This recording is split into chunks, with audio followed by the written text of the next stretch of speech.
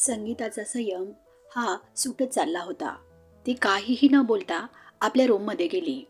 संगीताच्या सासूला त्यावेळी खूप राग आला होता आणि त्या संगीताला खूप काही बोलू लागल्या. आज येऊ देत रवीला. त्याला विचारते की तुझी बायको ही जगातली सगळ्यात पहिली आई बनणार आहे की काय? संगीता आपल्या खोलीत जाऊन रडत होती. ती जेवढा प्रयत्न करायची सासूला न बोलण्याचा, त्यांना कोणत्याही बाबतीत त्रास होऊ नये, परंतु ती जेवढा प्रयत्न करायची त्याच्या उलट सासूबाई तिच्याशी व्यवहार करत होत्या.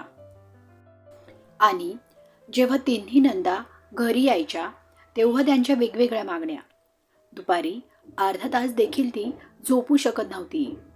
त्यानंतर रवी जेव्हा घरी आला त्याच वेळी आईने त्याला खोलीत न नेता आल्यावर लगेच भांडायला सुरुवात केली. रवी, तुझ्या बायकोचे नखरे आजकाल खूप वाढले आहेत. माझ्या तिन्ही मुलींनी त्यांनी सुद्धा मुलांना जन्म दिला आहे. सासू सासऱ्यांचे खूप काही बोलणे देखील ऐकले आहे. यावर रवी म्हणाला, आई, मी खूप थकून आलो आहे आणि मला आता यावेळी खूप जास्त भूक लागली आहे. तू नेहमी आल्यावर सुरू होऊन जातेस. रवीची आई ही मोठमोठ्यानं रडायला लागली. हे देवा, तुझं खरं रूप आज मला दिसून गेलं आहे. हाच दिवस दाखवण्यासाठी मी जिवंत होती. तुम्ही दोघं एक काम करा, मला मिळून धक्के मारून घराच्या बाहेर हकलून टाका. तुझ्या बायकोचे टोमणे ऐकायला मिळाले आतापर्यंत राहिली आहे. मला काहीच मान सन्मान नाही आहे या घरात. हे ऐकून रवीने संगीताला तिच्या रूममधून बाहेर यायला सांगितलं आणि तो तिलाच ओरडायला लागला की तू माझ्या आईशी असं का वागत आहे. कारण याउलट रवीला माहीत होतं की संगीता असं काहीच करणार नाही.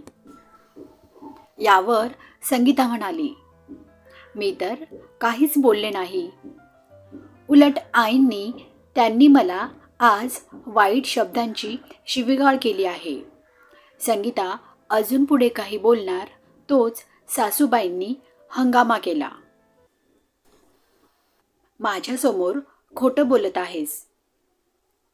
काही आरोप लावायचे असतील तर अजून लावून घे. आता मला याची सवय करावी लागेल.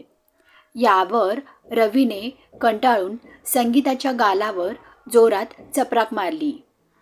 ज्या गोष्टीची भीती होती तेच आज झालं होतं. त्याने घरात सर्वांसमोर संगीताला मारलं होतं.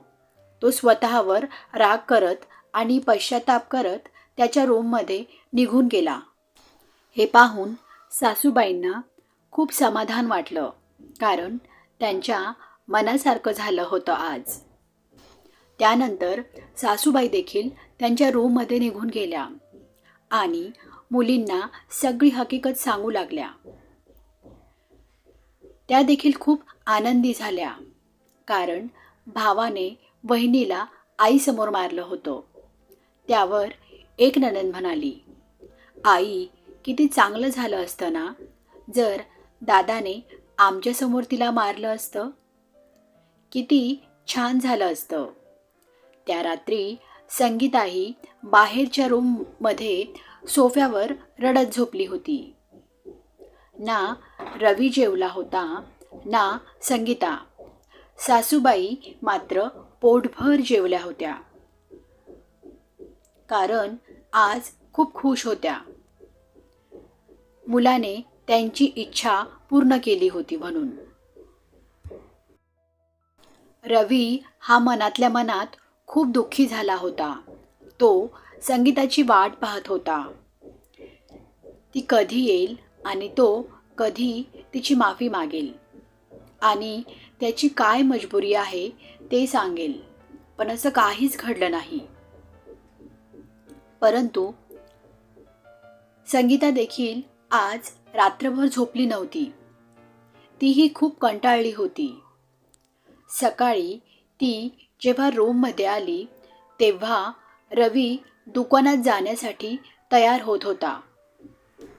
तो तिच्याकडे नकळत पाहत होता, कारण ती त्यावेळी भयंकर रागात होती. तिने आपली बॅग काढली आणि बॅग पॅक करू लागली.